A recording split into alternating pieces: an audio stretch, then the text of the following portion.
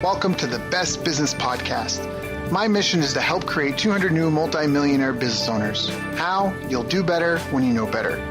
In my interviews, you'll hear from self-made millionaires, seven-figure business owners, authors, and world-class experts sharing how they did it so you can too without experiencing the same obstacles they did. Now, if you like this interview, please share it with a friend you think will benefit. They'll appreciate it, and I will as well. You can also connect with me on social media. Look for Daryl Urbanski, D-A-R-Y-L, Urban Ski, U-R-B-A-N-S-K-I, and add me so we can be friends. Now sit back, relax, and enjoy what I've prepared for you right here, right now. Hello, everyone. Thank you for joining us. My name is Daryl Urbanski, your host as always, and today we are joined by Sonya Karras and Sacha Kaluri, two of Australia's most wanted motivational speakers. Speaking to more than 200 school groups, parents, corporate companies, government agencies, and not-for-profit orgs each year, they are the directors of the Australian Teenage Expo, Australia's largest youth educational event. These two are also co-creators and presenters across multiple media channels, including the Sonya and Sacha Show on national TV and radio, their social comments and columns with the Herald Sun newspaper. Plus, for 2 years running, they are the official Australian ambassadors for the United Nations New York Women's Entrepreneurship Day. Finally, if that wasn't enough, they are releasing a new parenting book about young people titled The Two Worlds of Your Teenager. And on top of all that, they've somehow figured out how to have a successful business partnership for going on 17 years now. Wow. So obviously, I've asked them here to join us today so we can learn more about building our own platforms as well as making long-lasting business partnerships work. So Sonya, Sacha, thank you two for joining me today. How are you ladies doing? Thanks, Daryl. So happy to be here. Yeah, fun to be here too. So for the listeners, why don't you just, so they know who's who, I know who's who, but just so they can identify with their voices, why don't you say, who's Sonya, who's Sacha? Okay, so I'm Sonya. I'm Sonya over here with the red hair. You can't tell, but I have red hair, so it's me. If you look at the picture on our website, I'm the redhead, yeah? There we go. And I'm Sacha. I'm not the beautiful one. Sonia's the beautiful one. I'm the chubby one. Oh, stop. No, No. she's the gorgeous, gorgeous blonde.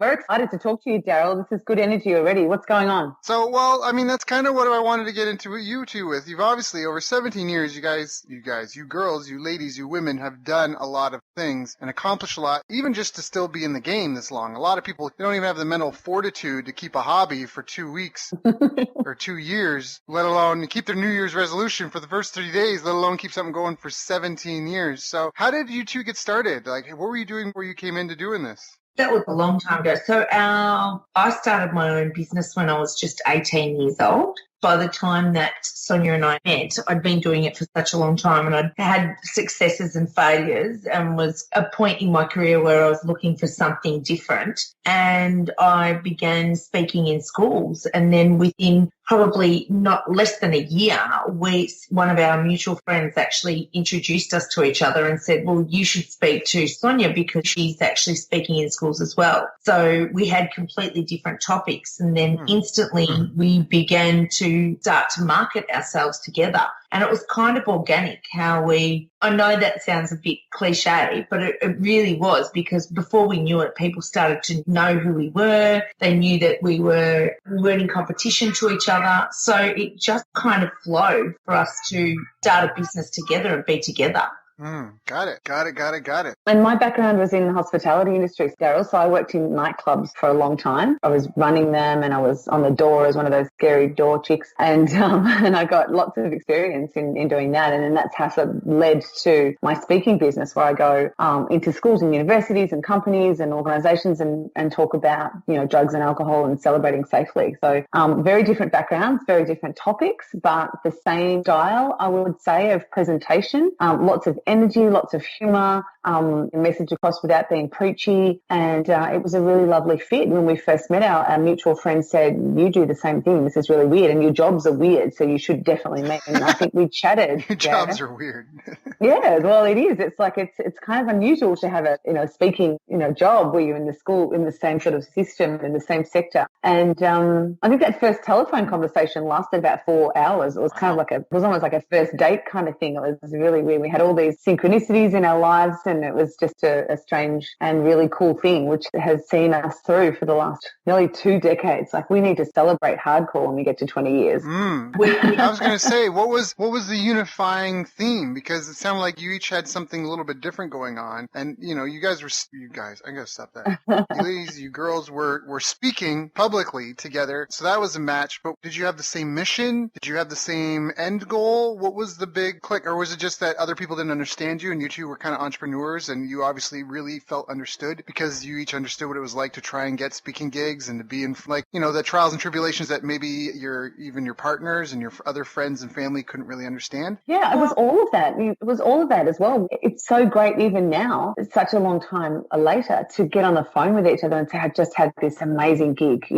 This happened at this school, or, I just, this experience happened to me, or this person approached me after my seminar. And really, the only other person in my world who knows how that feels is Sacha. And so to have that is awesome. And I think we probably just clicked on so many levels because we love working with young people. We see their value. We see how exciting and interesting and amazing they are. And we say that we've got this magnet in us that just draws us to want to work with young people. And I think we both found out that about each other really early on and sort of came together and bang, it all happened. So what are some of the greatest challenges you two have faced in your career and how have you overcome it? Oh, well, that's an hour by itself right there. One of the first things that we decided to embark on was, other than our speaking gigs, was we had decided that we thought, how do we make this bigger? How do we get out to more people? And looking back on our lives now, we realised that we had much more in common than just the fact that we were wanting to speak to teenagers. Just had personality traits that were so much in common as well. And then by absolute coincidence, we both got pregnant at the same time. Different husbands, trust me on that one, but we both got pregnant at the same time. Completely. We gave birth 2 months apart. What? Yeah, we gave birth. So, then, believe it or not, we both got pregnant again at the same time, where we both miscarried within 2 weeks of each other. Then, to top this all off, we both get pregnant again together, and we have our second children are 2 weeks exactly apart. Is that just not weird? That's that's a lot of synchronicity. Yeah. I mean, some of it makes sense because I know that women do get in sync when they spend a lot of time together, but I don't think you time your pregnancy and labor days that way either. I know some other things get in sync, but it's a little weird. I mean, already as a man, there's some weird things going on when women get together, but that's another level. Yeah, no, it's yeah. Even we can't, I think the third pregnancy, Sonya said, I'm pregnant. And then 2 weeks later, I just said, you're not going to believe it, but so am I. And I was like, no way. No, you can't do this 3 times. It's you're soul sisters. You're like, oh my God. Our husbands are not calling each other at night going, what are you doing tonight? Are you doing it tonight? Because I'm doing it tonight. Are you doing it? I promise that is not happening at all. Right. That is so crazy. That's pretty wild. Yeah. So we walked out of this thing. Yeah. Sash, were you going to say about the pregnancy? Oh, yeah. Go for it. When we had our first children, we went along because we had no idea, because we know teenagers, but we didn't know baby. And just after we had given birth was an event near us that was called the Pregnancy and Babies Expo. And it was an event that was all about giving every piece of information that you would ever need about having a baby. Literally what books to read and what pram to get, what nappy to use, everything that you would need on having a baby. And so we went along to this event with tiny, tiny little children and came out with bags of information. And it was so valuable for us because we had no idea. And literally as we were walking out, we both kind of went, amazing that, you're able to access all of this information in one place. There's nothing like that for teenagers, because the next time of parenting, the next stage of parenting is all of a sudden, once a parent starts to get it on board that they've got this child, all of a sudden they become a teenager and it's a whole nother ball game. So it's that another time in a parent's life or a teenager's life where they have to go back to the drawing board and then have to gather all of that information. So with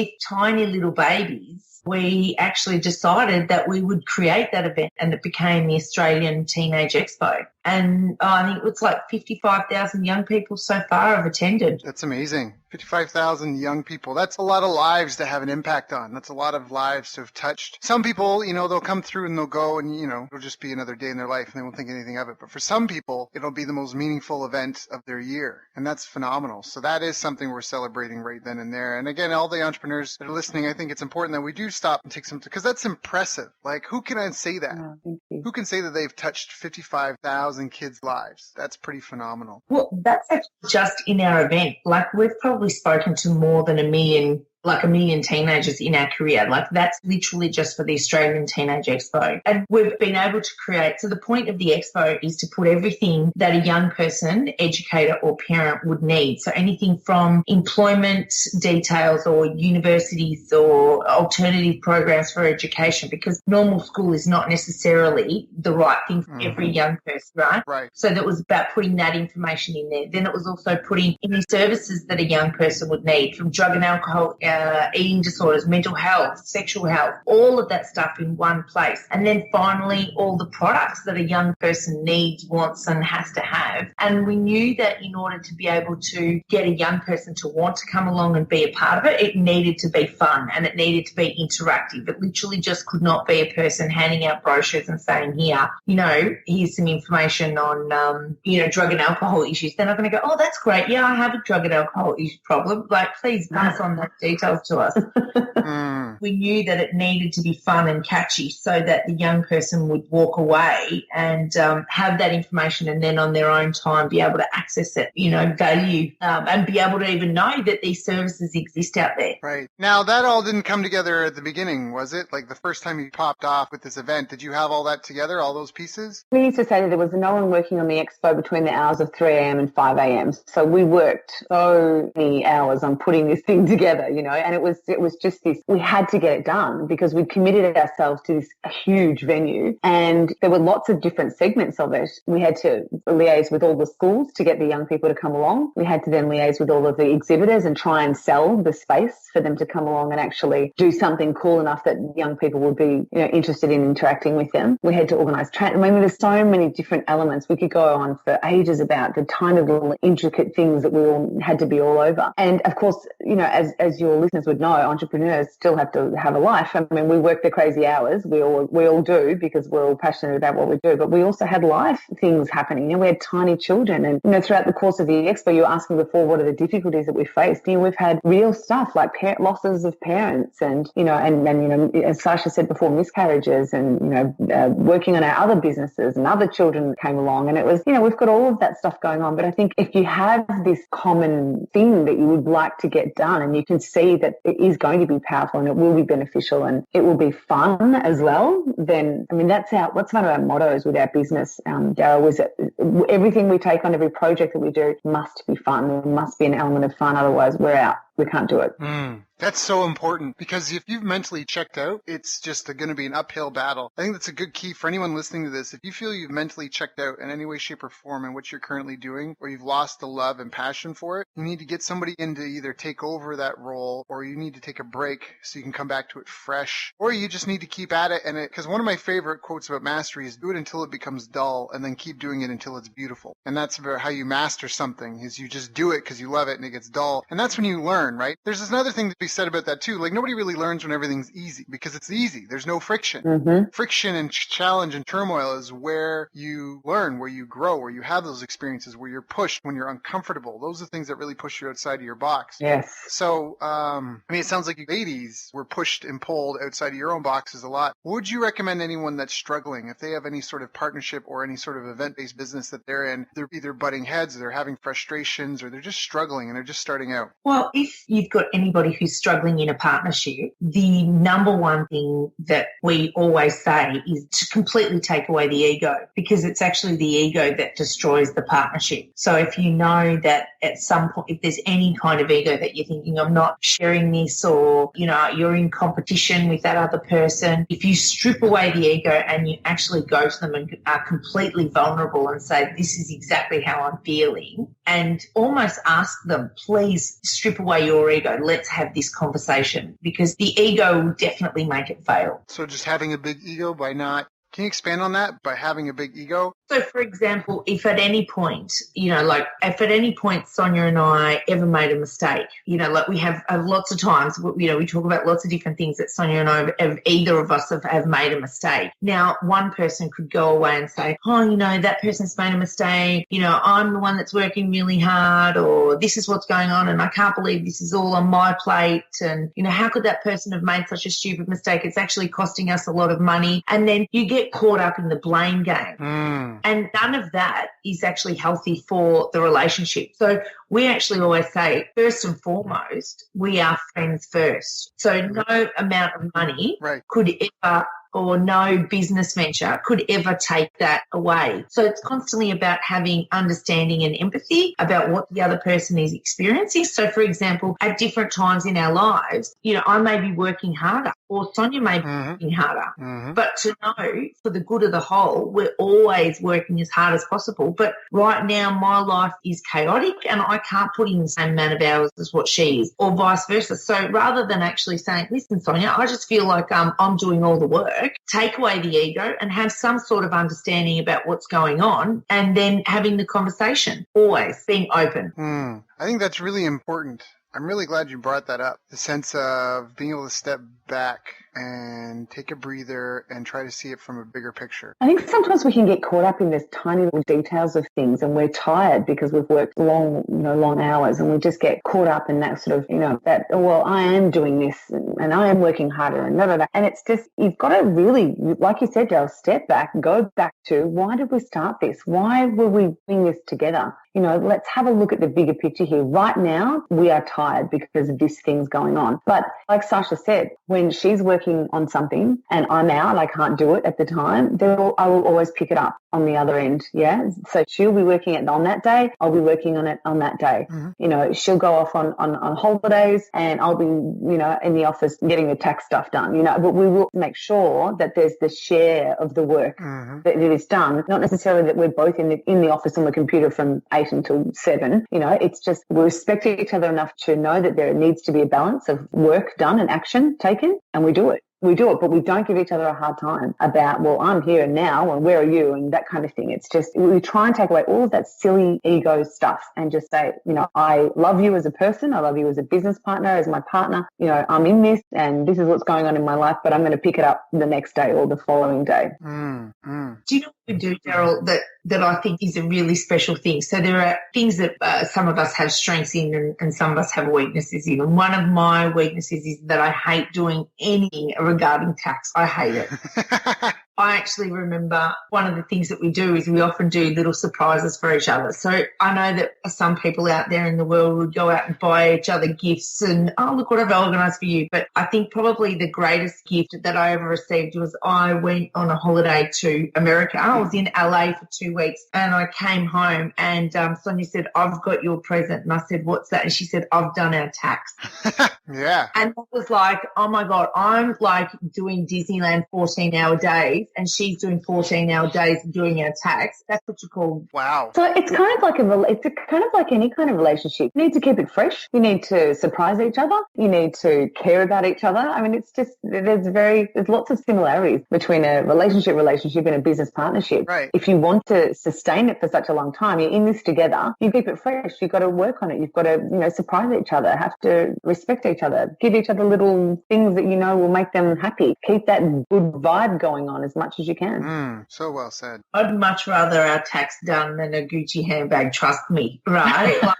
I would much rather that. I would much rather that as a present, saying, here, I've done the tax, Yep.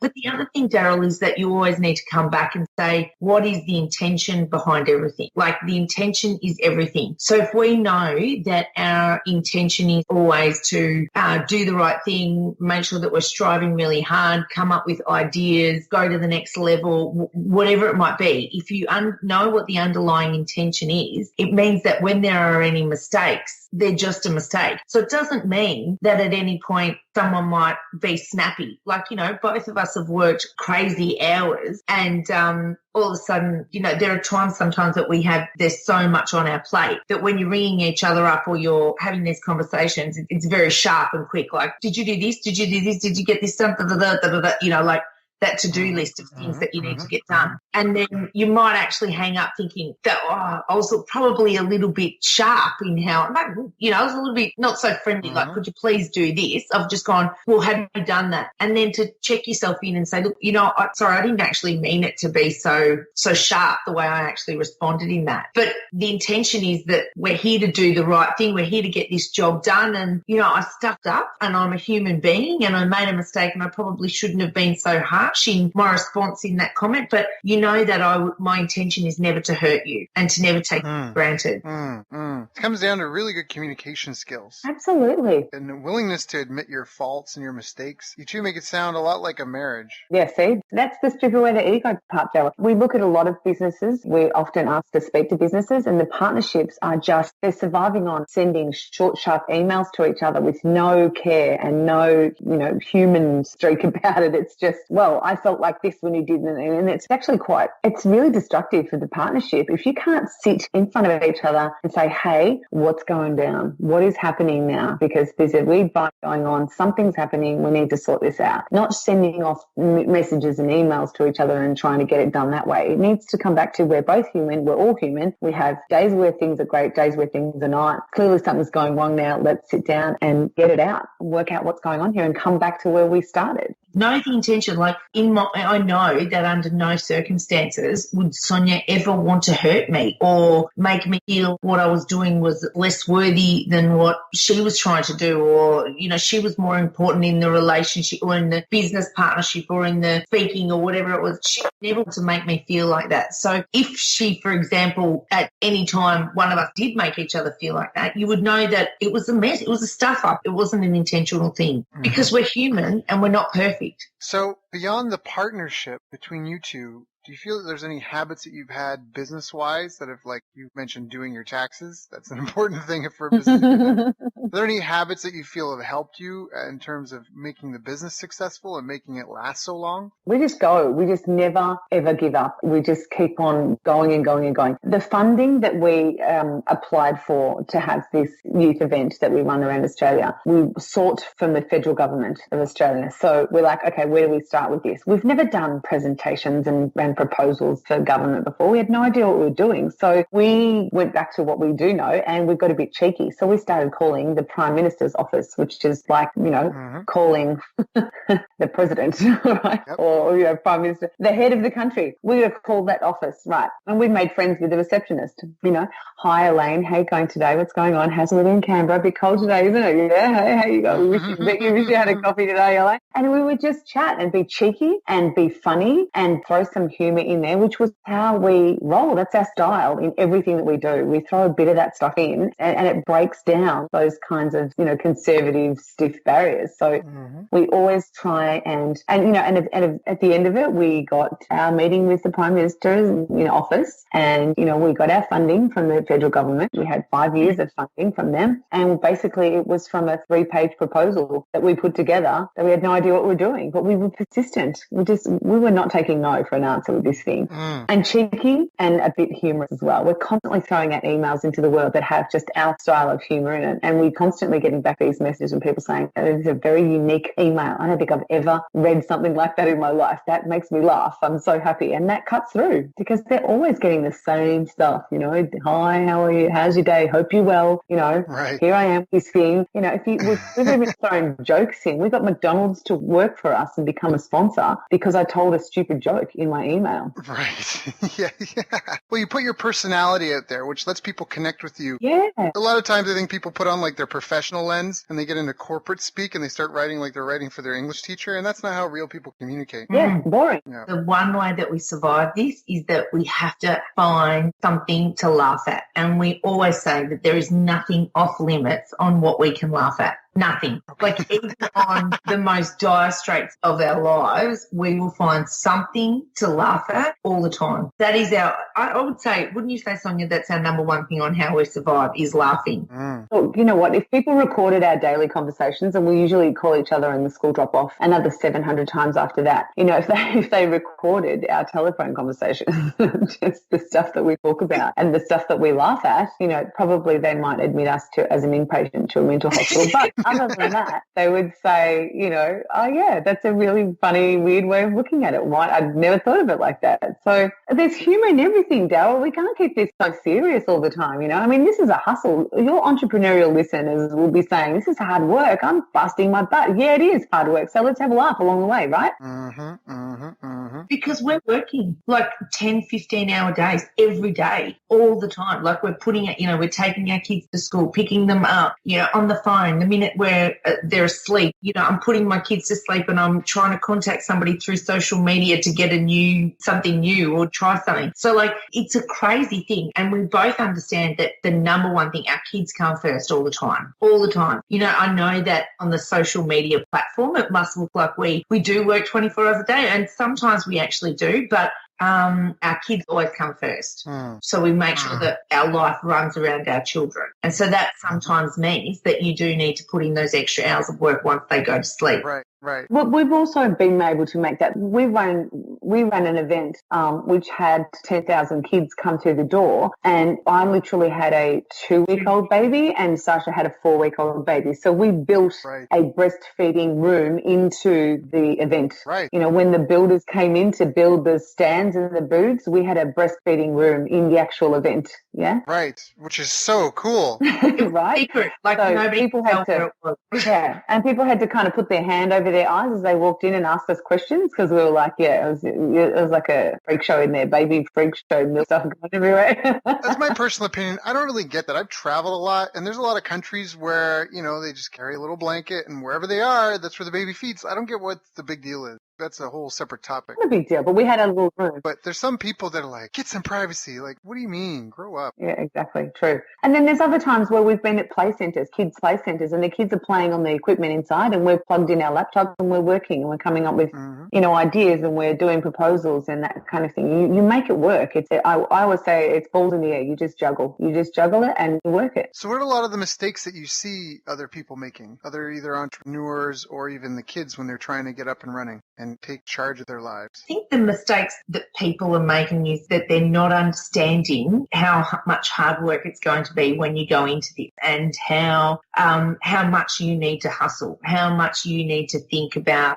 on the scope. For example, when we've got an idea and we say we're going to contact a few people to get their ideas on or see if anyone's going to pick up this idea, some people go, I'll contact maybe 3 or 4 people and see how we go. Well, we know that we need to contact about 1,000. Right. 1,000, and then you'll maybe get like 1 or 2% back that'll come back and say, yeah, that's really cool. Like there's no possible way that you go 1 or 2. And when I hear people say, oh, look, I'll give 5 or 6 people a call, I just want to laugh and go, are you serious? Like 5 or 6 people, they're not even going to, like, if it does, you are the luckiest person on earth, right? But let me tell you, that has never happened for us. We've been doing this 17 years and we're still hustling people. We're still calling people. We're still coming up with new ideas.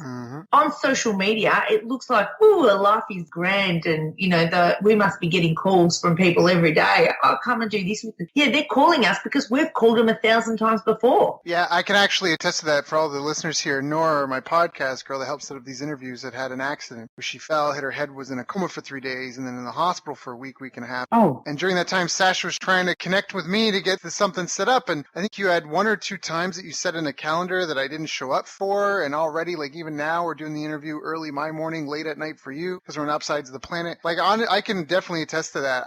Even today, to be honest, for this interview, we started recording at 8 a.m. today. I get up at my usual like 5:36 a.m. and I check my calendar, and no one had reminded me yesterday that the interview was today. And I was a little upset with my team about that, because I'm like, I can't set a reminder for myself if I don't set the date of the interview, because usually we don't even start work till 9. But it was fine. I'm on top of it. I have a couple hours if I need to do any prep. But I can attest to that you definitely 17 years down the road, you're still on your hustle. I think that that's a really important thing to point out, because it's not even just about the goal. Like a lot of people start a business with a goal, like I want to make $1 million, or I want to have this sort of like lifestyle and freedom and stuff. And a lot of it is about the process. It's not even about the end result. I mean, Jim Rohn, one of my favorite favorite, I've never met him, but I call him a mentor. He says, the valuable thing about setting goals is not just achieving the goal, but it's who you have to become on the way to accomplishing it. And so I think that that's really valuable. I think that's a really valuable thing. Like for you, like if we took away everything you two had built already so far, you'd be back up and running in no time because you've got the habits, the routines, like you've done it. You've got the drives, like you said, you got the hustle. You'll be on the phone like, hey, it's me again. Hey, it's me again. Hey, what's that? And not in a bad way either at all, because I think it's done very tactfully. So, well, we've got this thing that happened to us when we were in Hong Kong together. We went on a trip together for Sasha's mum's 60th birthday, and we were wanting to go to this place, and we got into this taxi, and we said to the driver, could you please take us over there? And he said, no. Just a straight no. And we were like, are you sure about no? Okay, right. So definitely no. So we called that the Hong Kong taxi driver no. And we've had lots and lots of Hong Kong taxi driver no's in our time of trying to put proposals out there and ideas and that sort of thing. But often those Hong Kong taxi driver no's will actually mean not yet. Right. And you keep going and they will become a client. And so you keep being your funny, cruisy, cool self, and eventually they will wake up to the fact that they need you in their lives, and so they will come back and say, on the 15th phone call, actually, yes, I might need that now.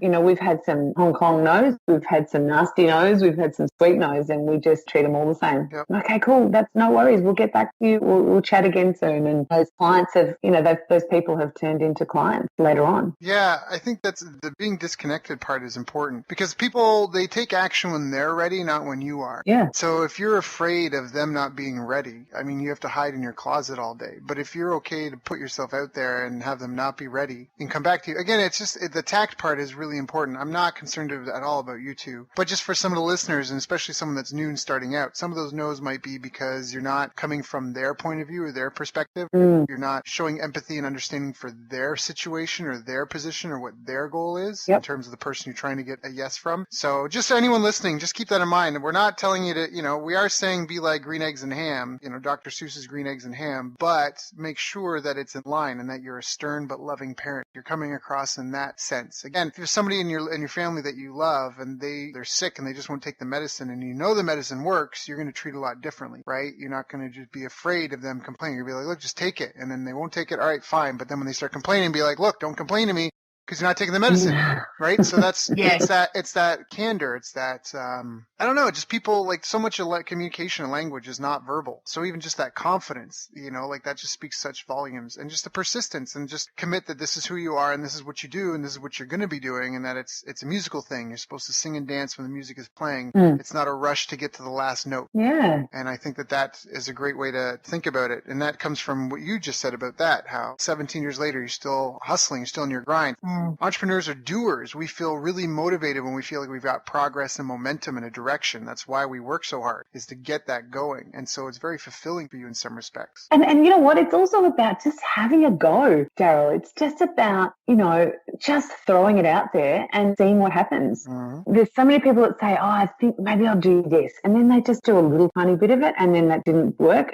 Okay, well, I'm giving up. We've had these opportunities to do the radio show, to do the TV show, to write this book, because we had a go. We put some stuff together and we threw it out there and saw what happened. And then if it didn't work, then we changed it and recrafted it and threw it back out there and saw what happened after that. And that's the reason why these things that we've done have come about. I mean, the book was something that we did, our book, The Two Worlds of Your Teenager. We picked that up and put it down for about 8 years.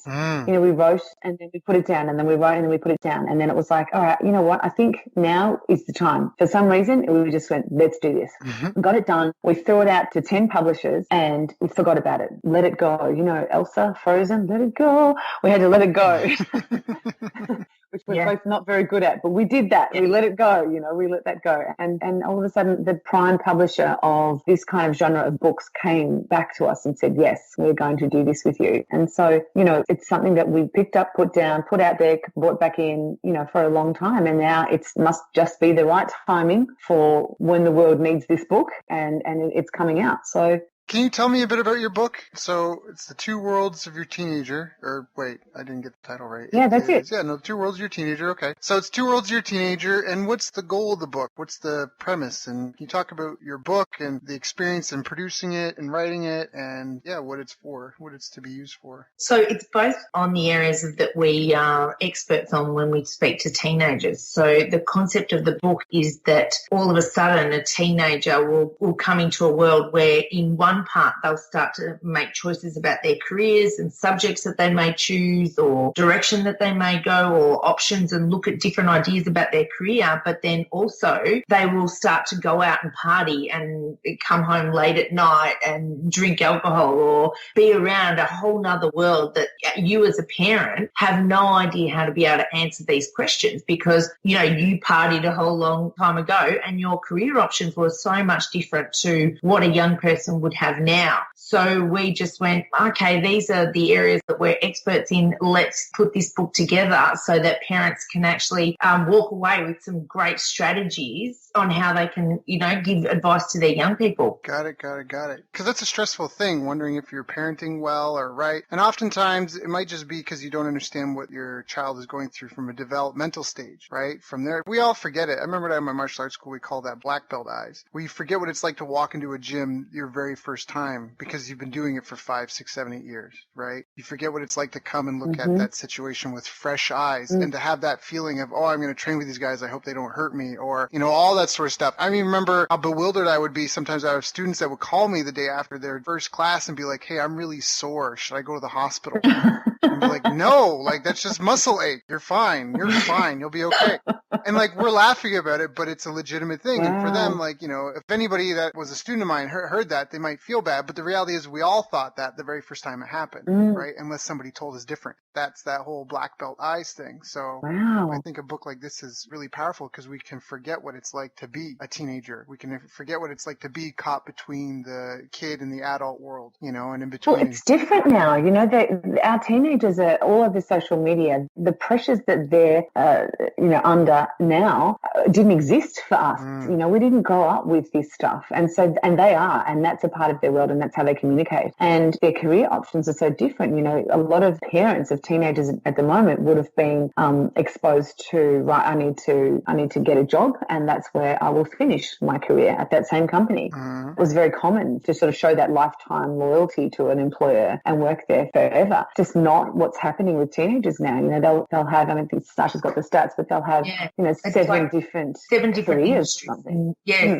They'll work in 7 different industries in 29 different jobs. I mean, that's just what the statistics are now. And how are you supposed to generate any traction to start gaining like a decent income in that, unless they're all transferable? Like, do you know what I mean? Like, how do you get that progression to earn a bigger income when you have so many? I mean, first of all, I don't know if that's a bad thing. In fact, teenagers that I have living with me right now, not my own, but family that I have living with me, I've told them all that they all need to do more in terms of work more, volunteer more, because they don't know what they do or don't like. And the only way they're going to figure that out is getting out there and doing it. That's it. Like those 29 jobs, I think that's an important part of it. I hope that stat just represents people trying to figure out what their passion is, something that they can do for 30, 40 years, not the fact that they'll constantly have to be starting over from scratch. Because that's almost a scary thought if you think about it, right? I think there's a lot of people, even myself, if I had to pick a whole new field or an interest to go into, like, Daryl, you're going to be in ballet from now on. Like, that's kind of intimidating. I'm like, really?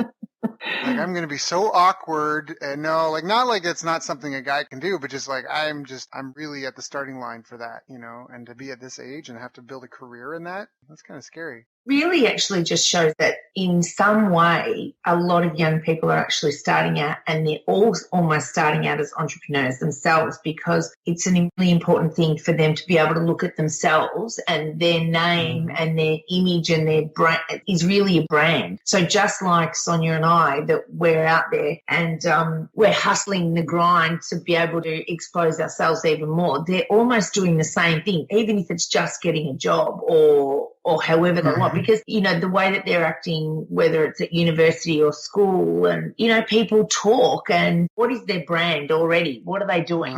Oh, yeah. Yeah, because that's what a brand to me, and in my experience, a brand is just a reputation. That's all it is. If you're doing brand marketing, that can be a hard road in the marketing world in terms of generating leads and sales. I really would prefer to think of it as coupon marketing. Yeah. It might be a better way to think of advertising. But the brand is what you build over time, and that's a relationship. We've got a brand with each other. We've got a relationship over time. You do business with a company over enough, people, they get a reputation, and that's what the brand is. So you're right. I think you're really right that for them, it is almost like they're brand new entrepreneurs, and they're just figuring things out, and they don't know their market. They don't even know their product really well, and they're not sure how they're being perceived. And it's and they'll learn, but it's all about feedback. It's all about moving forward and getting feedback. And yeah, I think that's a big, big part of it for kids. And that's, I think, the other thing is having them be exposed to a lot of different things, because then they'll meet you two, and one of you two might really resonate with your message, and they use you as a role model, where their parents could have been telling them the same thing for 10 years, but it's just, it's in one ear out the other because of who it's coming from. Yeah, it's the delivery. Right. All at the same time, Daryl, they're going out and starting to party. Right. They're making crazy decisions and putting weird things on social media that can affect their brand, and they're taking big risks. Yep. That's why both of those areas are in our book, because one actually affects the other. Yeah, because that's how, for kids, they don't have a lot of avenues, especially in terms of being economically restrained. How do you go out and meet people and expand your network? It's a natural desire, natural human desires to connect with others. So how do you go out and do that if you don't have money? Well, let's go to a party. That's an easy way to meet some new people, especially if you're biologically programmed to be looking for a mate. That's an easy way to get past those inhibitions and meet new people. And so it serves a lot of purposes. But like you say, it does have the downside. Teaching kids that that's the only way to have fun. You can only have fun if there's booze involved or drugs or whatever. And then again, like you said, the types of people and situations they can be involved in. I think the same thing, honestly, to draw a correlation for our business listeners, happens in success. I've personally gone through it. Not to say that I think you have to wake up and prove yourself every day. So I want to preface anything I say with that. You have to wake up and prove yourself every day. But from my own personal experience, and even people that I know and I've seen, when they finally achieve any sort of, I'm making air quotes here, like success, at least financially and in business terms, it can be like those kids when they're first exposed to being able to go party and having no restraint and no supervision, and them just being like, wee, and going crazy. I know a lot of guys, and even myself, that have struggled with that, with almost too much freedom and too much ability. And how do you keep that in control? And it's funny because I know I've met people where I'm like, you've done so well, isn't it enough? Like, why don't you just relax and whatever? But I kind of appreciate that they're able to keep the drive, that it doesn't matter if they've got $10, $1,000, $10,000, $1 million, 10 million in the bank. That's, again, they're still waking up every day on that hustle. There's a guy called Gary Vaynerchuk. Have you heard of him, Daryl? Yeah, and I listen to him all the time. And his ultimate goal is to buy the New York Jets. And he said, I was listening to one of his podcasts the other day, and he said, that I think will be the saddest day of my life, because once I've achieved that, he said, it's the hustle I love. It's the game. It's the game. Yeah. Yeah. You're in it for the game. It's not, if someone just ordained you with some accolades, boom, you got a Nobel Peace Prize, boom, you have a bank account full of cash. In some ways, you'd feel like an imposter. And so you might enjoy it to a certain extent, but it would really, like, if people praised you and were giving you all sorts of recognition for things, and you didn't feel that you worked for it or earned it, you wouldn't be so proud to show it off. Probably wouldn't give the money back. Right? It's boring too. I mean, all of the people that would be listening to your podcast are business people, entrepreneurs. We love it. It's in us. We have to do this. There's no other way. We can't be a person who sits in the corner office and, nobody puts baby in the corner. You've got to get us out of there. We have to go, and we have to find and discover and fail and win and all of those things all the time. And that's what makes us excited about life.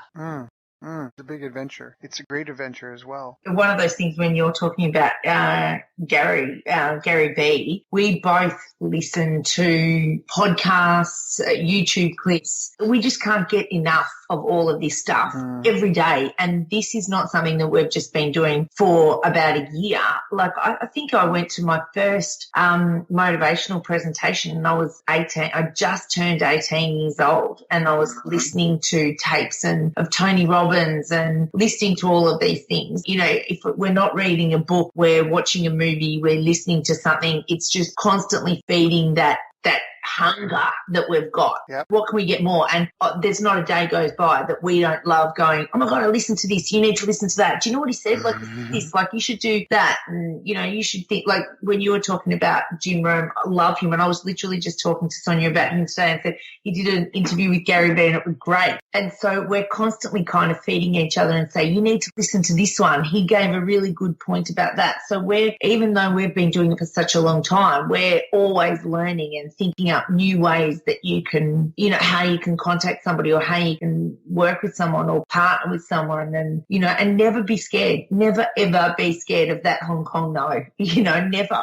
Just to know, you know, and at the end of the day, the taxi driver said no to us and we had to walk a couple of blocks and we're still alive and we're okay. Yep. We're going to get more of those no's. Those no's of just flat out no's. And there's going to be times where we're heartbroken, and let's not try and sugarcoat it. There have literally been times where we are devastated by the no's, devastated. You know, like we've got some no's on things that we've wanted so badly, knock us around, and one of us will say, I can't do this. I just can't, like, you know, can't cope with this. Like, why are they saying no? And, you know, we've done this too much and how can they say no? And it gets you down, but you don't live in that space. Like it might be that, you know, you get knocked down on a Friday and on a Monday, we're back with a new idea. And I might have spent 2 days on the couch wallowing away that, you know, they said no and how could they, because I'd put my whole life into that yes, but you don't live there. And it's soon forgotten, believe it or not. It's soon forgotten because you just go on that new idea. Yeah, that's right. The trail never stops, and it's but the next thing and the next thing and the next, and it's moving forward. Alan Watts is a great philosopher. I mention him a lot just because I did a ton of studying when I was young into different philosophies and religions, and Alan's dedicated his life to it. He's passed on now. But he has this great talk called The Dream of Life, and he says, imagine if you could dream. It's just something to think about, right? Just as a thought experiment. But imagine every night when you went to sleep, you had the power to dream 75 years of life, or 100 years, or however many years of life you wanted. So every time you go to bed, you're dreaming 100 years of life. And when you first discover this power, the first thing you would do is you would dream every pleasure imaginable. You'd enjoy all the great riches, all the wonderful pleasures. You do all the things that, you know, you could do, you know, the most wonderful life ever. After a couple of months of having this most amazing and exciting life for 100 years, every night when you went to bed, you'd want something different. And so suddenly you'd want to start knowing like some uncertainty, some unpredictability. You'd want some ups and downs in your story to appear. And over time, gradually you get riskier and riskier. You'd start pushing the limits and the boundaries, right? You'd want more, like you'd want that growth, that stimulation, until eventually you decided that when I go to sleep tonight and I dream these 100 years, I don't want to know that I'm dreaming. And the reality is that in the infinite possibility of the world, it's possible that in a lifetime of dreaming 100 years every night that you could dream the life that you're living today. And it is an adventure. He's got another talk called The Chinese Story, The Chinese Farmer. And that's where one day this Chinese farmer, what is it? And his horse runs away and all the neighbors go, oh, isn't that too bad? And he goes, maybe. And the next day the horse comes back with 4 wild horses. And they're like, wow, isn't that, his neighbors go, wow, isn't that amazing? And he goes, maybe. And the day after that, his son is trying to tame one of the wild horses, gets thrown off and breaks his leg. And the neighbors going, man, isn't that a shame? And he goes, maybe. And the day after that, all the military soldiers come through their town, conscripting all the young men into the army, and they don't take his son because of the broken leg. And all the neighbors go, wow, isn't that great? And the farmer goes, maybe. So reality is you don't know if something happens, whether it's going to be good or bad. Like the nature is so intricate. It's so complex. There's no way to know for sure that this positive or negative thing, and you feel positive or negative about whether it was really good for you or bad for you in the long term. There's no way to know that. And so you just kind of got to keep living that life and moving forward and trying to do the best. And it sounds like foster a really healthy and probably not perfect, but man, very enriching and fulfilling and satisfying business partnership and relationship in your life. Like you two shared, and just have a goal that you can be passionate about. And I think if you have a goal that you can be passionate about and you've got your expenses covered and you're seeing progress and growth and you're surrounded with people that you like, love, and respect, and you're working together towards a common goal, I think that only wonderful things can happen from that. And absolutely, like looking at the bigger picture for things all the time is so important for us because we still have small children. So we both still have 3-year-olds at home. And every now and then, you know, we'll put something in to do a big project and you get rejected. And, you know, it's interesting because Sonya and I have recently been rejected from something, and we both literally just went, maybe if we got got that, it would mean that we would not be at home as much as we really need it. So maybe the fact that we've got 3-year-olds, you know, the universe is saying you need to be at home with them way more than you need to be go out there and doing that particular thing. Give it a couple more years and then you're able to fly once they're at school and all of that stuff. And so we kind of try and get that. We're always looking at the bigger picture of things. At the time, it kills you because you get the no, but you sometimes think, well, maybe it's actually for the best thing. Yeah. Just like that story. I love that story. Yeah. No, you're right. You know, you don't really know. So as long as you're okay,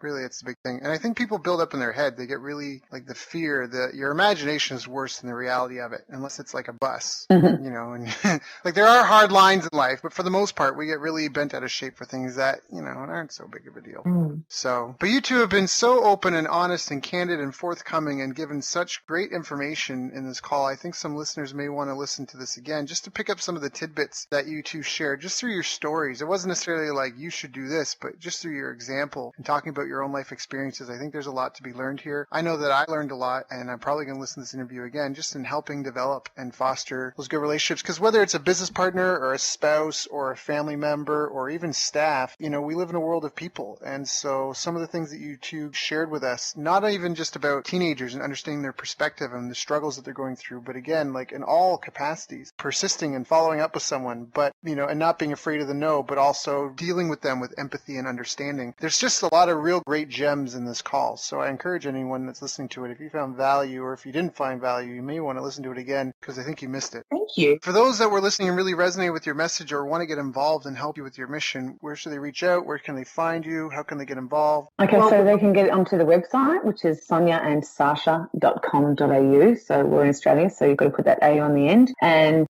we are Sonya and Sacha across all of the social media platforms. So if you search us up, it's SONYA and SACHA. And you can find us even on YouTube as well. There's lots of clips for parents and tips and tricks that we've come across over the years for businesses and for parents and for teenagers as well. Perfect. And as well, there's your book. They can go get your book, The 2 Worlds of Your Teenager. And is that going to be kind of everywhere? Everywhere. Yeah, you'll be able to download the e-book version. Is that what they call them? E-book? Yeah.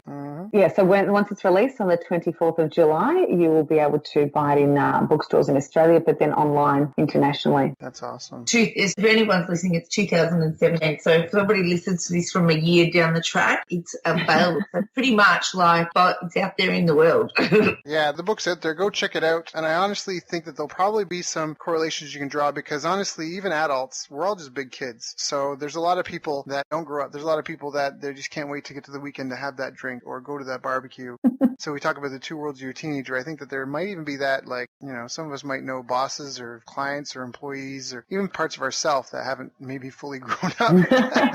And there could be benefit in understanding the inner teenager in all of us. So check out the book. We're also available to speak, so we will absolutely travel anywhere to speak. And we do speak, obviously we speak to teenagers and to parents, but we will speak, you know, to any corporation at conferences, and we can actually talk about these topics around having successful business partnerships and understanding the grind and understanding how much you need to hustle and, you know, how much work you really need to do. And we give some really great strategies. That's awesome. And we'll make it fun and entertaining too. Perfect. So get in touch with them. You can look up Sonya and Sacha, SONYA and SASHA on all social media. SACHA. Oh, you're right. I'm so sorry. That was SACHA. I was reading because at the beginning I was calling you Sacha, so forgive me.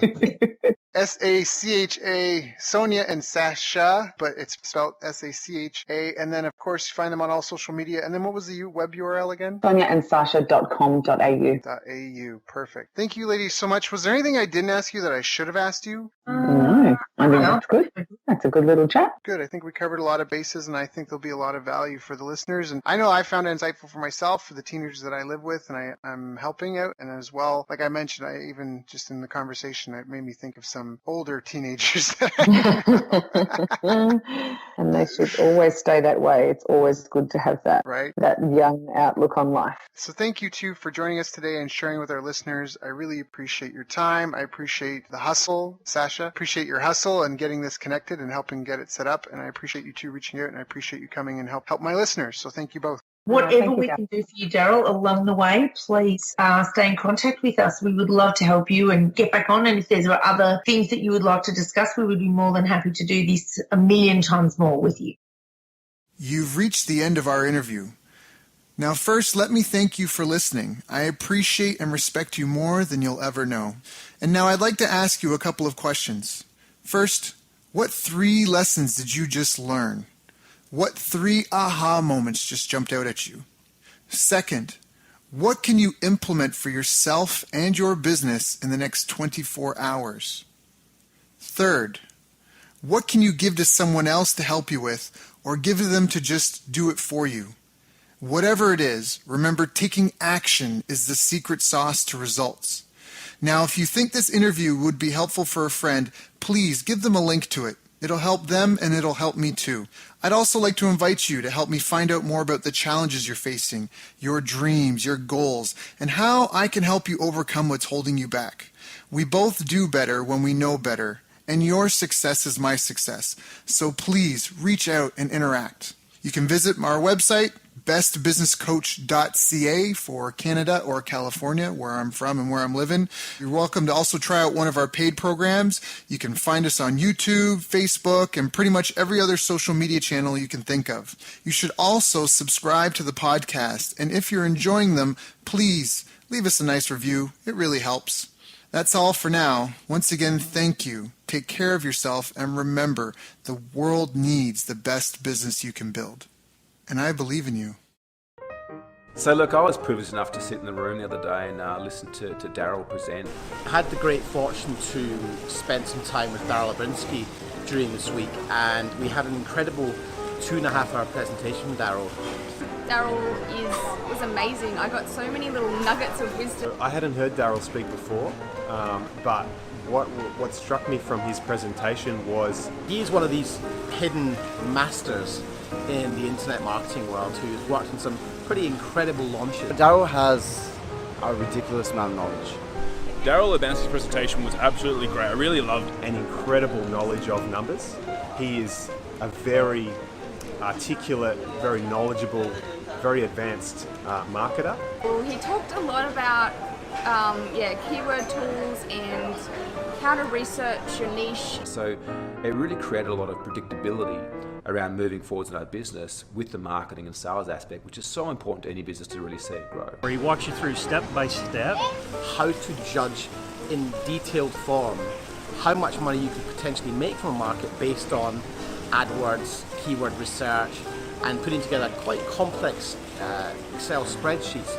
And what I took away from it is not only understanding your niche market, but also looking at and breaking down and going, am I working with the right niche? Is there enough demand there for me to be able to reach my goals? And doing that hard research. There's a lot of gurus out there that present you a lot of the why and the what, but they don't necessarily give you the how. And what I really found with Daryl's presentation, there's no holding back. There was no holding back the screens or the curtains. Like, everything was given to really assist us. His feasibility and due diligence is incredible, and he was able to show us in a really short space of time how to cut through the overwhelm. You're giving us the exact tools that we can use to test something before we even go to start testing it by spending money on it. One of the biggest nuggets that I got out of his presentation was that when people pay, they pay attention, and when people pay a lot, they pay a lot of attention. I just love that. I think that's a great way to look at how to price yourself. And he was a great speaker, lots of energy, and it was really great to spend time with him. Honestly, phenomenal presentation. I would love to catch up with him, next time I'm in this part of the world.